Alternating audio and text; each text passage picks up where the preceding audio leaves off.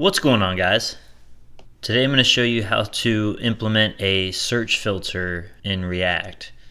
For example, here if we're showing a list of usernames and you're searching for a particular username, as you start typing it'll filter out the usernames that are not included with what you're typing.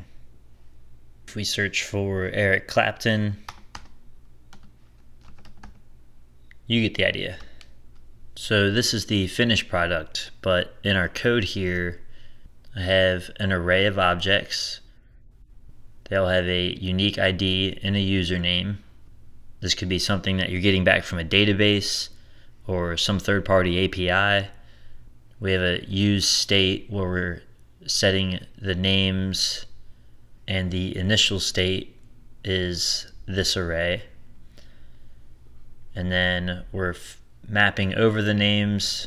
We have this name placeholder, and for each iteration we're returning a list item where the key is the unique ID, and then inside the list item itself is the name.username, which would represent the different usernames. And right now we just have an input that doesn't do anything. So React gives us an onChange synthetic event, and this is fired off anytime the internal state of the input changes. For example, when a user is typing, and we can call off a function every time that happens, and that function will get an event passed into it that we can use. You can type out event, or a lot of times you'll just see an E for event. And then we'll make up a function called filter names, and we'll pass that event into that function. And we'll create that function.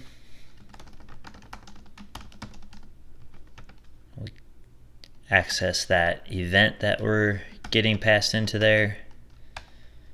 Make a constant called search, which will be equal to the event that we're getting dot target, which is the individual input,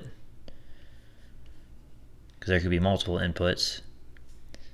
Event dot target dot value, value being what the user is typing, and then we're going to call to lowercase, so that when we compare the list of usernames with what the user's typing, we don't want them to have to capitalize it perfectly. We'll just lowercase what they're searching for, and we'll lowercase the usernames that we're comparing to, and then it'll just match if the letters are correct.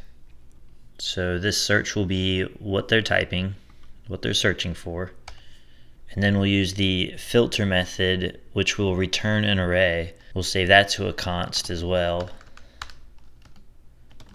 and we'll call that filtered names. And so we'll do the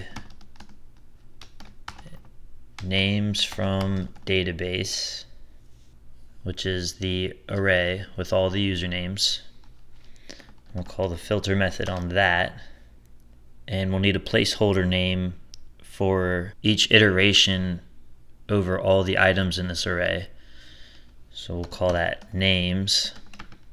And the way the filter method works is you pass an expression that will get called on every item in the array, and if the expression returns true, it will keep the item, and if it returns false, it will filter it out. So we want to do names.username to lowercase. So the names being each item, the username being each username, and then we are lowercasing all of those. And then we can do a dot includes, which is a method that you can call onto a string and then pass in part of another string, and it will return true if the string that you're passing in is included in the string that you're calling the method on.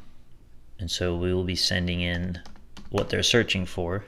And so if what they're searching for is included, and any of the usernames that it's iterating over, it will return that username.